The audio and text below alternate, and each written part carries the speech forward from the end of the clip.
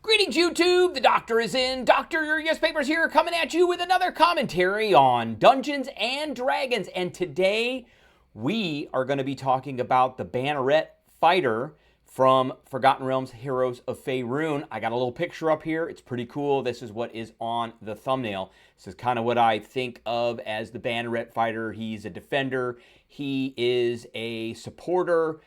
He carries a flag of some kind. There's not a whole lot of choices of banners in the game, but we are going to go over this. We're going to grade it. We're going to do all that great stuff. So don't go anywhere and stay tuned.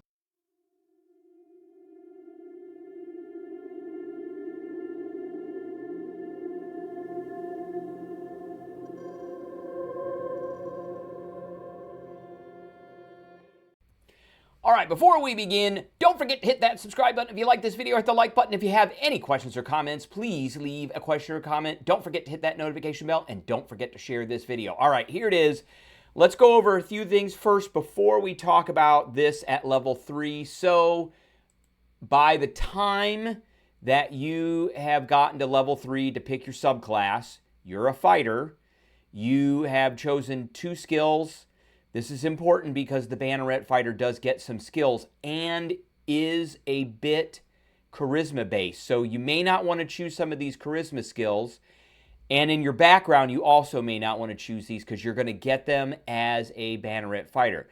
And then you're going to get your equipment and all that. Plus, in addition, you're going to get your fighting style, and we're going to talk about what fighting style I think you should take. You're going to get your second wind, which is super important for the Banneret Fighter. There are a few extra things that they can use with their second wind. You're going to get your weapon masteries. We're not really going to talk about weapons for this guy at this point.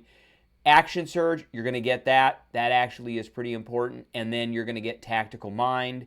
That's when you fail a skill check, you get to make a reroll if you use a use of your second wind.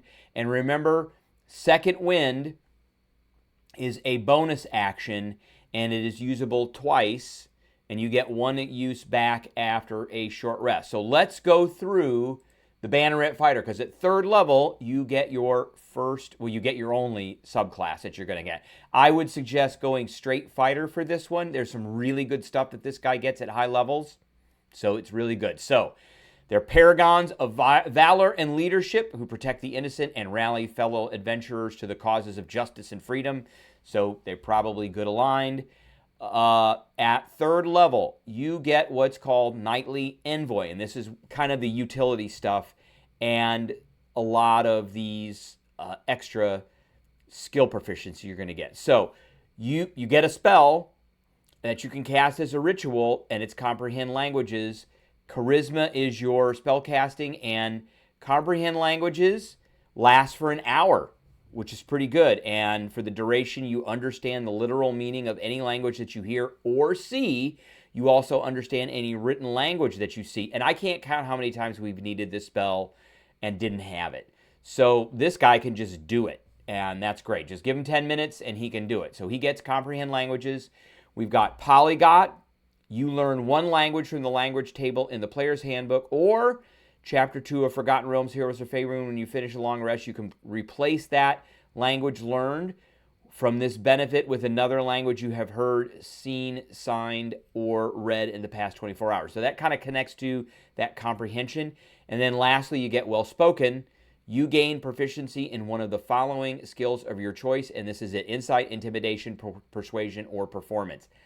I don't know about performance. Intimidation and persuasion are probably 2 of the ones that I would go with. And then I would leave like athletics and insight over on the fighter themselves. So here comes the big ones.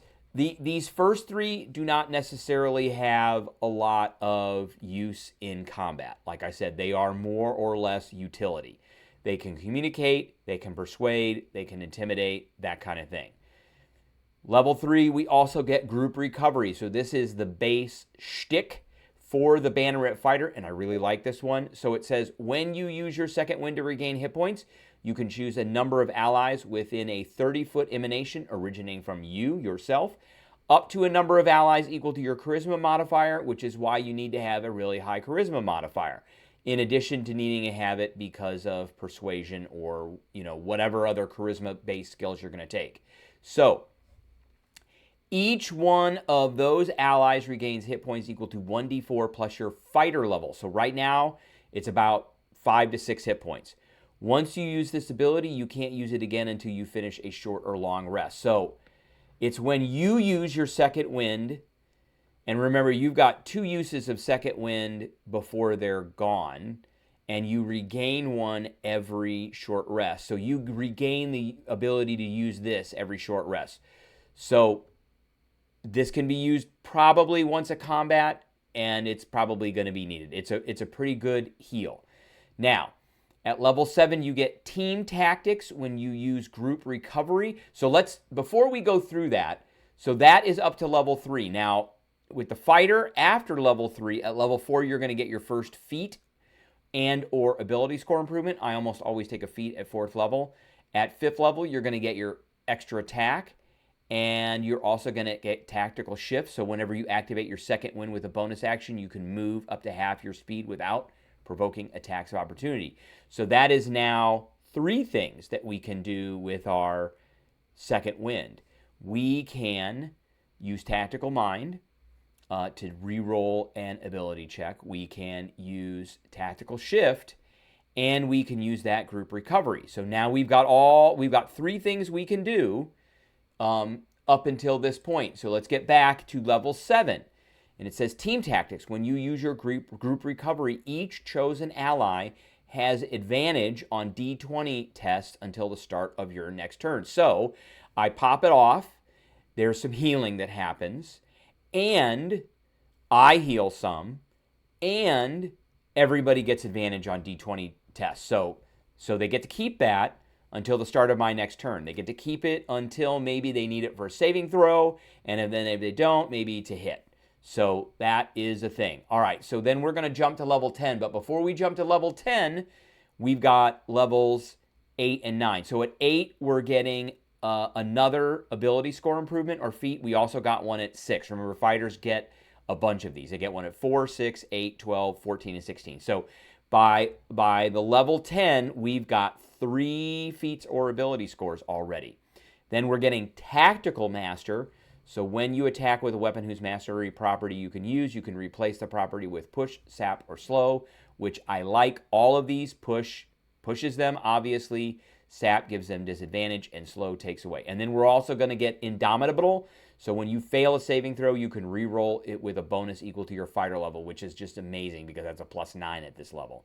You got to use the new re-roll, but that's okay. So now we're jumping to level 10. We get Rallying Surge as a Banneret Fighter. When you use your Action Surge, so this is separate from your second wind. When you use your Action Surge, you can choose allies within 30 feet originating from yourself up to a number of allies equal to your Charisma bonus.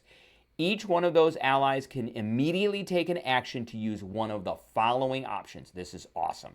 They can attack. They can make one attack with a weapon or an unarmed strike. So they have to do it with a weapon. So that means no spell attacks. Now, spell weapon attacks, that's different. You know, it's a reaction. Most spells take a magic action to use, so you're not going to be doing that. So it is what it is. Or they can move. The ally moves up to half its speed without provoking attacks of opportunity. So that is when you do your Action Surge. And remember, you can use your Action Surge on your turn. You can make one additional action except the magic action. Once you use this feature, you do not gain it again for a short or long rest. So that's 2 extra cool things we can do per combat. And usually we will get that back. So you can cause people to make an attack with a weapon or an unarmed strike. You got a monk in the party. Or you can make them move half their speed. So between levels 10 and level 15 as a fighter, we are going to get our extra attack. Well, at level 10, we get our group thing for the Banneret Fighter. At level 11, we're getting extra attacks. At level 12, we're getting another ability score improvement or a feat. And at level 13, we're getting studied attacks. So you study your opponent and learn from each attack you make. If you make an attack roll against a creature and miss, you have advantage on your next attack roll.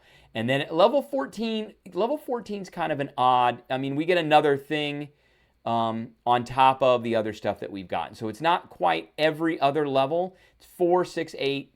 We skip 12 or 10, 12, and then 14. So we're getting another ability score feat. So we got a lot of feats to do. And then at level 15, we're getting shared resilience. So when an ally you can see within 60 feet of yourself fails a saving throw, you can take a reaction to expend your use of Indomitable. And how often do we get Indomitable? You can use this feature twice before a long rest at level 13 and 3 times before a long rest at level 17. So that's kind of why I say you want to go all the way with fighters. So we have that twice. You can use your reaction to expend your use of Indomitable feature. The ally can immediately re-roll the saving throw with a bonus equal to the fighter level. And they have to use a new roll. But that's plus 15. That's massive. They're not going to fail that unless they roll a 1 and they get really, they really needed a high roll. But shared, another great thing. So that's another thing we can do every combat. So we've got, with this guy, we've got group recovery. So we've got a couple of things to do with our second wind. We're going to give out advantage on D20 rolls. We can use our action surge for rallying surge, and now we can use our Indomitable on other people other than ourselves. So at levels 16 and 17, we are getting another ability score improvement at 16, and then at 17, we're basically getting nothing, which kind of stinks. We are going to get these studied attacks. I think I talked about that already. And at 17, we're getting 2 uses of Action Surge and 3 uses of Indomitable. So that actually is not nothing. That's pretty good because that means we're getting 2 uses of Rallying Surge and we're getting 3 uses of Shared Resilience, essentially per combat. At level 18, for a fighter, we are getting a subclass feature, which is this. Inspiring Commander. You gain the following benefits. Bolstered Rally. The area of effect for both group recovery and rallying surge is now 60 feet, so we can reach others easier. And we are immune to charmed and frightened effects, which is awesome. So people can rally around us. We're not going to turn against our allies. This is level 18, so that's very high level. And then, of course, 19 and 20, we're getting our epic boon, and then we're getting 3 extra attacks, which means we're going to be at 4 attacks. So all in all, for the Banneret Fighter, I am giving this one, I love it. I like it a lot. I like these kind of supportive classes. I mean, this is not, and fighters, again, in general, just because they're fighters, can do a lot of stuff and a lot of damage and kind of control. And this is a support control. I'm giving this one an A-. I really like this one quite a bit. Now, let's talk about some other things that we have, like feats and fighting styles. So let's talk about the fighting style part and because you get a fighting style and what fighting styles I think we should take. I really like protection for this one. When a creature you can see attacks a target other than you within 5 feet, you can use your reaction to interpose your shields. We're not really using anything with our reaction as much, other than the Indomitable. That one, I believe, is... no, that's not a reaction. It's just if you fail your save. So we're really not doing anything with our reaction, so we might as well do something with our reaction, which is protection. I like that fighting style a lot.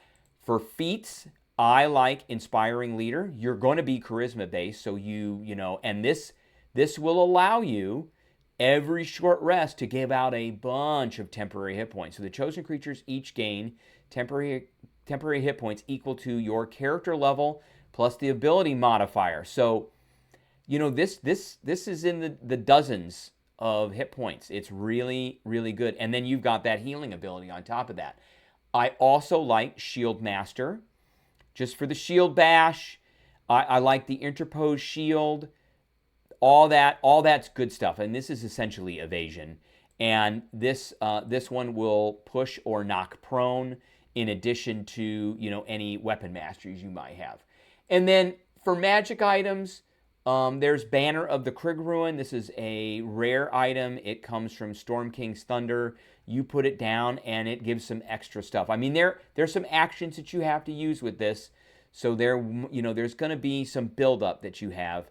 But you have something like Standard Shield. As a bonus action, you touch an unfurled banner, invoke the power. Any ranged attack roll that targets you or an ally of yours has disadvantage if the target is within 20 feet of the banner. That's great. You can see invisible creatures that are within 20 feet. Mark of Courage. As a bonus action, you can touch the banner. You and your allies are immune to the frightened condition. I mean, you're already eventually immune to that anyway, but you can give it out. So I think this is a great magic item that does complement the Banneret Fighter really well. I really like this. It has some flavor to it with the utility abilities that you get at 3rd level, and then all the extra stuff that you can do to support everybody. And I mean, fighters for the most part really don't do a lot with their bonus actions anyway. So this is a good use of that bonus action other than just healing yourself a little bit with your second wind. All right, that is the video that I have for everybody today. I appreciate everybody tuning in, and I will catch everybody later.